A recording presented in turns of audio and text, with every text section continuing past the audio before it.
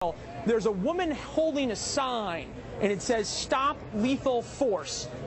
So that's what one person wants out here, and now you can see these folks beginning to stop traffic. Now, whether these are folks who are sort of trying to bring some semblance of peace or not, difficult to say. They seem a little bit more orderly, though, at least this group, especially the guy who has a sign that says "God first" over there, than the rest of the crowd. And we can walk over and talk to them and see how things are going. Sure, you have the "God first" sign on? No, he has a liquor bottle in his hand, and the balaclava's going on. So probably they don't want to talk to us. So now we have the two groups yelling at each other and folks running down. We're going to kind of step back here a little bit and see where this is going. Do what you need to do to stay safe. They're running toward the police, it should be noted. Sort of step back here. You know, it's interesting, Megan, if you come over here, there's a couple of gentlemen in suits that might be worth us talking to. We're going to cross the street here. Peace. I'm going to come up to this gentleman. Hi, I'm Leland Vittert. How are you, sir? How you doing? Good. I'm with Fox News. Are you from Baltimore? We are from Baltimore. I'm the city councilman in the district. You're a city councilman. What is it? As you're watching this, tell me what this means for your city. Cease. What do you mean? Ceasefire. When you're watching this go on, does it break your heart to see this happen? Oh, definitely. I mean, what it is young boys, the young folks of this community showing decades old of anger, frustration for a system has failed them. I mean, this is bigger than Freddie Gray. This is about the social economics of poor urban America. And, you know, these young guys are frustrated, they're upset, and unfortunately, they're displaying it in a very destructive manner. You know, when folks are undereducated, unfortunately, they don't have the same intellectual voice to express it the way other people do, and that's what we see through the violence today. We just watched this liquor store being looted, and there's a bunch of folks running in and out of there. Yeah. Nothing to do with nothing. What's wrong with that? The police are all the way down there. You're a city council member, is that right? Is it right for people to loot? No. I mean, I think you've missed everything I've tried to articulate to you. What I've said is everything out here has happened wrong. The violence is wrong. That's never acceptable.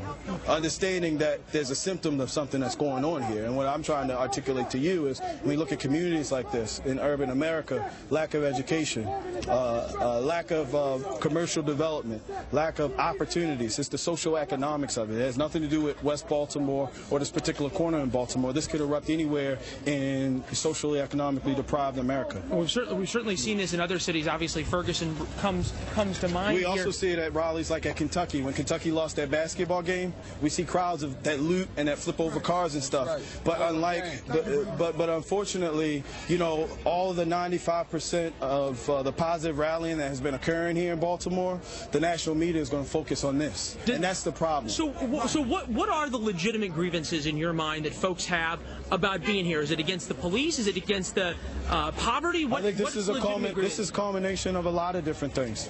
You know, decades old of failed policies. You know, decades old of lack of development for these communities. I mean, it's a lot that pours into it, and these young boys are speaking tonight, unfortunately, in a very wrong way. Do you have any idea why, as we're seeing what's going on here, and obviously you've got the police who have now backed off, any idea why? We asked them to back off. The men of this community came together. We talked to the police. We told them we would be able to kind of talk to the young guys out here, and we asked them to back up, and they did it. It worked out. So it worked out, but the liquor store's still being looted. That was best pass. And at this point, this is not productive. You keep talking about it. You asked the police to back off. So, go ahead, Megan. Ask one of these guys, because we've seen allegations that even though he says this is about a lack of education, a lack of opportunity, some are alleging that this is about institutional racism that exists in Baltimore, which is has a minority-majority police force. It has a black mayor. It has a black police commissioner. And yet many have said that notwithstanding those facts, there's institutional racism inherent at the city level, at the police level, and beyond. And that's what this frustration is born of. Are you hearing that? Do any of these folks agree with that? Well, I think there's certainly a lot of anger out here on the streets, and that's what you hear that it's about, that there is a racism issue here. Remember, Megan, this was one of the worst riots that happened after the death of Martin Luther King, was the Baltimore Riots. There were a number of people who died on the streets. There were 400 arrests in the first night, a lot of injuries, a lot of fires on that first night during the Martin Luther King riots. And since then, the poor black community in Baltimore certainly has remained very poor, and the area that we're in is certainly a very rough area that we're in, and there's a lot of folks who are are very angry about that. Okay, you say it's not a rough area, but I'm born and raised around here. So what's going on? This is rough. This is rough. What's happening? This is rough. What's happening? The police constantly beat on us all the time. They arrest us. It's a thing called a good arrest and a bad arrest. It's too many bad arrests. I myself got arrested with times that I did things. Good officers arrested me the proper way. And then the times they arrested me... Just don't yell just as much. Calm down a little. And then the good officers that arrested me the right way. And then the bad officers that beat me, I've been took in the back of the police station, the main central booking, not central booking, the central police station, in the back and beat up. If we're seeing the folks who are so angry, we've got folks... If I can beat up too. But by virtue of the fact... Howard, look me up at Mercy Hospital. I got beat 2013. Hold on, but whole face kicked in. Andrew, hold on. I understand you're angry, but let me ask you this: you say you've been beat by the police. Does that? They never do nothing. That is little kids acting out. They little children. Half those was children. Now there's little broke adults probably trying to get. And there you can see it. You can see the looting happening as we watch the television screen. This is a local community. People are robbing their own stores. They're robbing their own stores. The mayor came out today and said this is idiocy. And you make us look bad. Just one second. There's no question that's what's going on. Go ahead and just keep that shot up right now as we see everybody coming out. There you go. Just give me a second. Megan, can you still hear me? I can hear you, and you know, right next to you, obviously, they are looting this convenience store. The mayor came out and said these are thugs. She said this is idiocy. They're breaking into another store too. People who believe by harming their own city they're somehow going to improve their lives. The mayor had nothing but harsh words for him, yet the police force, as we saw moments ago, is not that far away, and yet this is happening all over the city. A question whether do they have the resources to handle this, Leland, or have they been given some sort of an order to let the protesters have some room? Because the mayor came under fire for suggesting the latter, but today she said she did not. We just heard from one of the ministers who's over there praying. We just heard from one of those ministers who said that they had gone to the police and asked them to back off and said they would stop things. Now, the ministers are praying, but they haven't stopped much that's going on around here. Talk about the prayer. Talk about the prayer. I am. Just step back just for a second. Just step back for a second. Sir, if you can help me a little bit here. So you've got folks who are praying, and then you've got folks who are looting. I'm going to sort of step back here a little bit so we can talk and let you know what's going on here. And there have been folks, people should know that there have been protesters out there. It's all four corners now that you've got folks looting. So that seems to be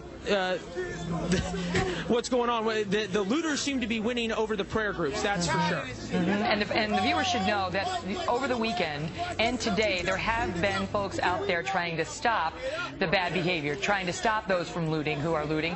And just tonight there was a city councilman who said at the press conference the mayor held, he urged all law-abiding citizens to go out there and query whether this was, you know, the best idea, but to stand up to those folks who mean to cause havoc and exploit a situation that, while troubling, has many questions around it. Just to bring the viewers up to speed, and I want to tell you that we're on a delay tonight, which sometimes is effective and sometimes not, to try to screen some of the profanity that you've been hearing. So our apologies to the extent that gets through. It's live TV and it's breaking news. But this is the case. This erupted because of a case involving a man named Freddie Gray. He's 25 years old. He was seen by the police in an area known to be used frequently by drug dealers. He made eye contact with a cop. The cop said he then started to run. The police chased him. They apprehended him.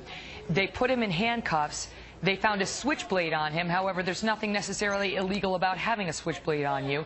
It still remains unclear about why he was placed under arrest. He was placed in the back of a police van wearing shackles. At some point, that police van stopped twice.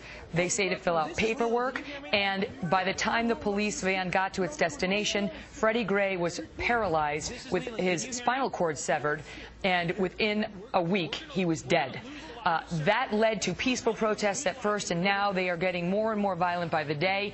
And today it erupted in looting, burning buildings, sabotage of the firemen's equipment we saw. We've seen bloody photographers for police stations, and we've seen general unrest in the city of Baltimore, and the National Guard has been called in, a curfew imposed as of tomorrow. No one at the press conference amazingly asked the mayor why she didn't think it would be a good idea to enforce that curfew or begin it tonight. And now you see we are live covering these events, which have been described as disastrous by many who have been covering this situation. I want to bring in now, Leland stays on the scene and continues to cover the breaking news. They're now looting on all four corners. This is just one corner of Baltimore.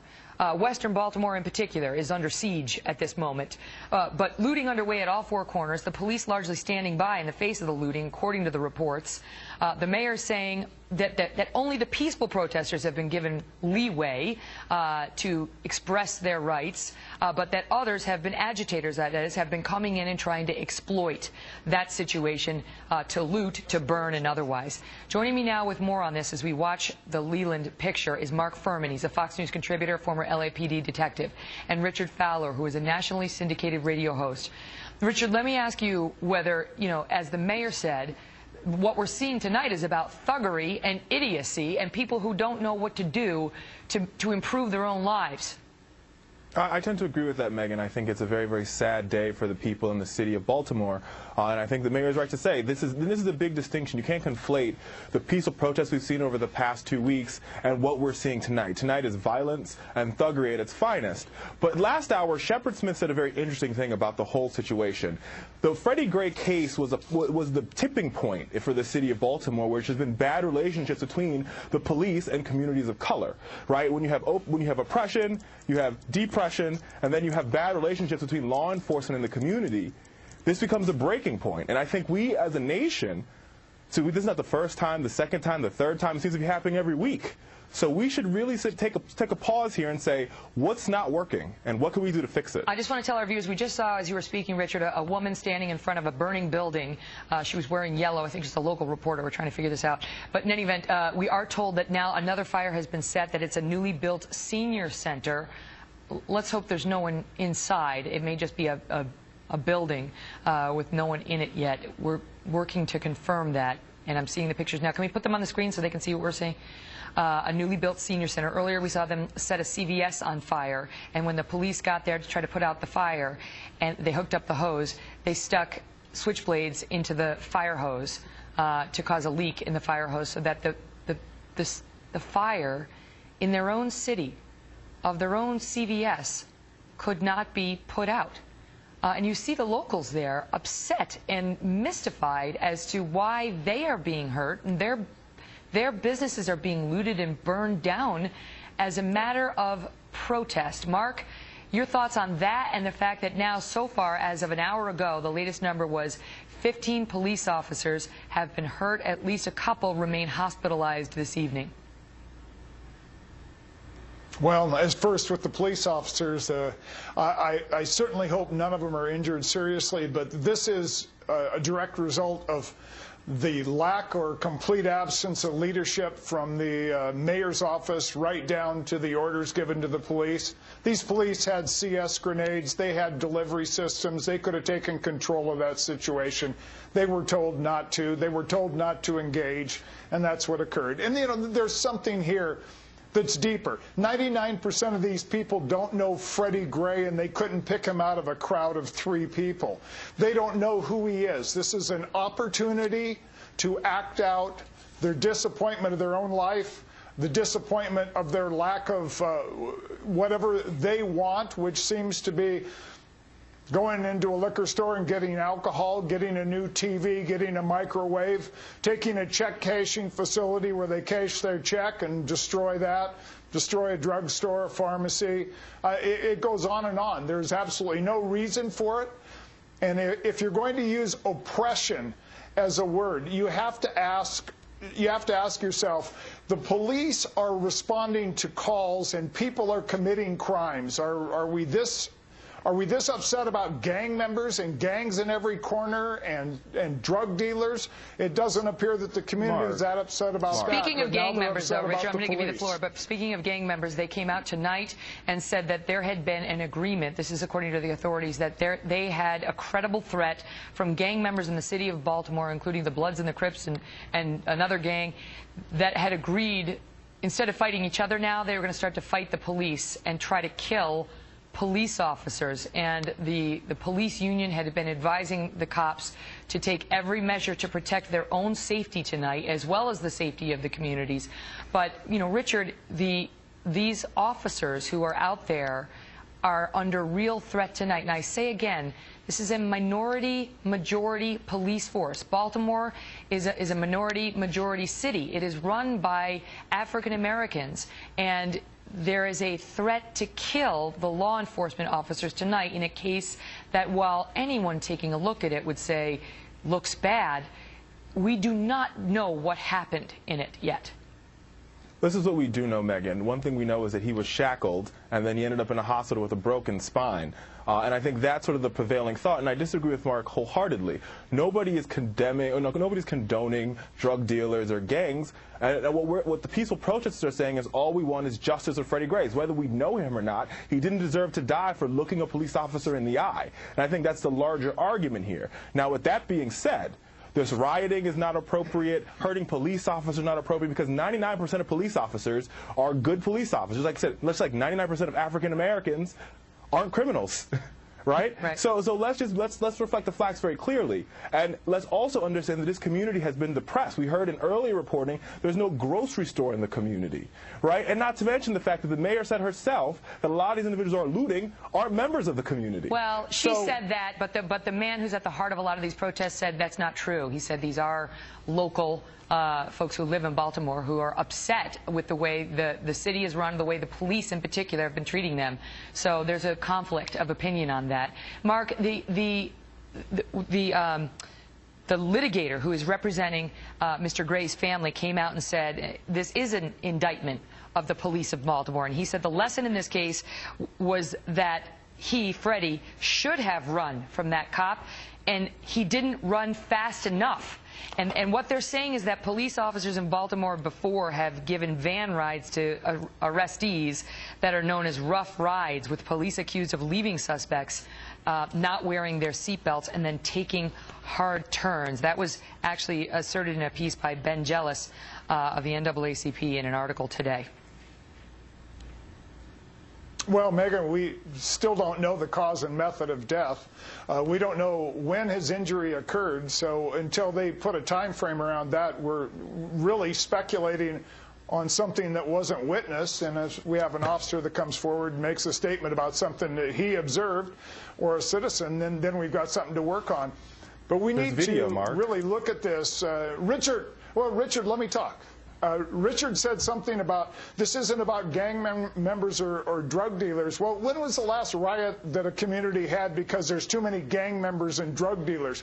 This is about police, that the very people in the community try to have them there to maintain some order with the people that decide that they are going to be gang members and drug dealers, and they don't help the police because the retribution from the gang members and the drug dealers. So this is a chase your tail situation in some of these communities that you're not going to solve by getting a black mayor and a black police commissioner and half the officers black. What about because that? This is a problem between policing Mark, and crime. Wait, but what, to his point, Richard, what about that? Because in Ferguson, Missouri, we were told that at the heart of that problem, which, you know, obviously Officer Wilson was exonerated in that case, but the police department was condemned widely after that DOJ report. And what we were told was that police force was not reflective of the community, and that was a main thing that needed to be done. There were too many whites on the police force, given the racial makeup of the city of Ferguson. And so that was one of the first problems they needed to tackle. Well, look at the situation here. I mean, it doesn't seem any better. Megan, the Justice Department report that was released on Ferguson was pretty clear, and it indicated that the police were inappropriately targeting African-American men in police stops. I've been to Ferguson. I've been to Baltimore. I've been to all these places, and the fact that you're saying that, you know, people are afraid of the gangs, that's not true at all. That's why those ministers are out in the street trying to take their community back, Mark. I really think you live in an alternate universe. If you see what's happening in the community, people are trying to clean the community up. If you look at this footage, they're trying to... Richard, You have been in those places, but you haven't worked or lived in those places. You only see things, you're looking through an aquarium lens at what's going on. You're seeing what you want to see. You're seeing what Do you live in fills those your neighborhoods, argument. Mark? I'm going to tell you, when the cat... But here's my question for you. I worked in those neighborhoods. Yeah, I worked in those neighborhoods. Do you live in those neighborhoods? I have to ask you, Mark, but I have to ask you, as you look at the situation here tonight, how much danger do you think the police are under? I mean, just to pick up on what I said before, it is a threat. This is according to the Baltimore Police Department. Members of the Black Guerrilla family, Bloods and Crips, have partnered to harm law enforcement officials. They say it's a credible threat. The law enforcement agencies have been advised to take appropriate precautions to ensure the safety of their officers. Is that why we're seeing them stand back tonight? Well, no. I mean, if you're not going to completely go on the offensive, you probably need to pull back completely and keep the officers under cover. If the leadership is not going to allow the officers to be officers, then you need to get them out of range of the BGF and the Bloods and the Crips, who will take shots at these officers. And I think they're in grave danger. And they're in grave danger because of the lack of leadership in the last week that have brought the city to this point, and they've encouraged and really inflamed this to the point where some people are going to die before this is over. Let's hope that's not right. Listen, gentlemen, stand by for a moment, if you would, because Judge Andrew Napolitano is our Fox News senior judicial analyst. He's with me here watching this tonight. Judge, look at that picture. Look at that city. Look at the smoke rising in an American town that's known as Charm City. It's hard to believe that it has gotten to this point, and there's a lot of factors that can help explain it, but very few that can help justify it. The police should have been charged by now. Something happened to this guy in their custody. The 6 police officers who had custody of him. Absolutely. It's one of the reasons that there was no problem in South Carolina. Of course, they had the film of the shooting. The police officer was charged immediately. There cannot be Oklahoma. Correct. There cannot be the perception that when police cause death, they are treated differently than when civilians cause death. But you don't know what the police officers have testified to. 5 of the 6 have spoken to police. We don't know what they said yet. Supposedly, they were going to release a report this Friday, May 1st. Now they say there will be a report on that day. However, it may not be made public on that day. But maybe they've said something that we don't know. Shouldn't we wait? Well, we don't know what the district attorney knows, but he should move with all deliberate speed. The body is buried. The autopsy is done. We're talking about a broken neck and a crushed windpipe. How can they prove? This is a live shot here. We're trying to. It's police heading to a new location. We're trying to keep our eyes on the various problems popping up in Baltimore, but there are too many to bring to you. You're getting the feeling for that city, which is under no curfew, amazingly, tonight, Judge. Well, you know, and part of what our longtime colleague Mark Furman said is absolutely true. The leadership has been horrific. This happened 9 days ago, and the leadership of that city has done nothing to put its finger on the tipping point of these racial problems. The mayor's got 15 cops who got injured today, and she doesn't impose. I mean, these injuries happened today. Why not impose the curfew tonight? We watched the presser. Not one person asked her, no time like the present. It's almost as if she's campaigning in this environment. But in her defense, hasn't she said? She made those remarks which are controversial. She says they were taken out of context, where she was accused of allowing people to cause havoc. But when you're speaking to but she's setting a nice tone. If you listen to her, she's condemning the thuggery. She's telling people to stop it. I wish she had done that earlier, but we have the benefit of hindsight. You know, you and I are trying to analyze this thing after these events happen. She's living during it. I wish that she had been firmer earlier. I wish that the district attorney had said what happened. It's inconceivable that nobody's going to be charged with a crime. All right, and that's where we left off. Pick up there, because how are they going to prove that these 6 cops did anything to Freddie Gray when his injuries, his catastrophic injuries, appear to have happened inside that van? There's no videotape, and there's no one who can tell us. Well, somebody made the decision to treat him in such a way as if he were an animal, to administer punishment to him without ever there being a charge or a conviction, well, whether it's a hard ride or whatever you want to call it. Him like an animal, but putting him in the police van and not securing him is totally unallowed, and they've admitted that. Arresting him without probable cause is absolutely unacceptable. How do you know they did? I don't know what I agree with you. It looks suspicious right now because they say he looked at them the wrong way and ran. That's Megan, not enough. If there was probable cause for the arrest, if there was something beyond the looking in the eye and the running, they should have told the city by now, so that the city is not drawing the conclusion that the cops get treated differently when they kill somebody than the people in the hood do. If they know something that would speak to the exoneration here, then they should have released it. And if they know something that would lead to a condemnation or an arrest, then they should have made it. Absolutely. And I don't know how it could be taking this long. I mean, unless he was poisoned and there's some chemical they have to extract from his system and it takes days to do it. He was killed by a broken vertebrae and a crushed windpipe. There ought to be an explanation for that the public has the right to know about. What of the looting that we're seeing tonight, the burning down of businesses? And we saw this happen in Ferguson, and we saw a bunch of arrests take place. Does anything ever happen to the perpetrators of these crimes? It's almost, Furman knows this better than I do. It's almost impossible to finger the people that do this in such a way as to prosecute them, and they often get away with it. There is absolutely no justification whatsoever, no legal justification for this kind of behavior. The police are in an intractable problem. They have to protect themselves, they have to protect innocent human beings, and they have to try and protect property. Well, and this is, I just want to bring the viewers this update. The Baltimore police have just sent out this message speaking about a large group of criminals at the intersection of Monument Street and Collington Street. The group is looting and destroying property, saying we're deploying resources throughout the city to ensure the residents are safe. Despite our efforts, criminals continue to assault officers. And then they say 6 minutes ago, groups of violent criminals are continuing to throw rocks, bricks, and other items at police officers. Where's the National Guard? They called in the National Guard. Where are they? Boy, the National Guard should be there, and they should not be surrounding the city. They should be in the city, and they should be in the streets. So this from a civil libertarian. The police have to stop this violence and this marauding and this destruction so that people can go back to their homes and go to sleep for the night, not worry about a cinder block coming through the window. And yet you saw the tape. I mean, once again, as in Ferguson, we have actual tape of people looting stores. You can see their faces, you can see their crime, and the odds of anybody following up on that. How is it that the leadership of that city and that state were ignorant of the fact that Baltimore was a tinderbox, waiting for something like this to happen, to explode into a conflagration, the likes of which they haven't seen since Martin Luther King was murdered? Judge, stand by.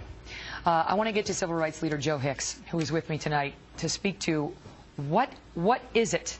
Is this the culmination of several police civilian incidents we've seen in many cities, often with black men being hurt or being killed by police officers? Or is this about, as we heard the one man saying, something bigger than that, a depressed economy, lower socioeconomic status, few opportunities? You tell me.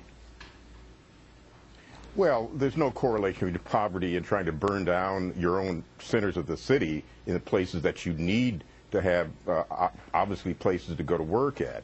But what I think has happened here, Kelly, is that, Megan, is that what we've seen is a pattern that's emerged, starting with the Trayvon Martin case. And obviously, no large-scale violence broke out. But then we had Ferguson, and then we had Staten Island, and now we've got a series of these other incidents, concluding with Freddie Gray.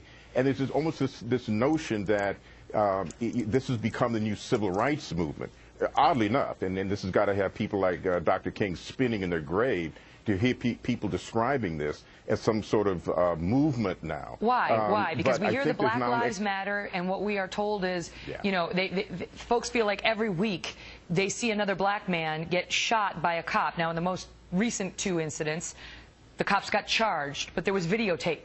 And that's what these folks say, that there's not videotape in every case. And when there isn't one, the cops don't get charged.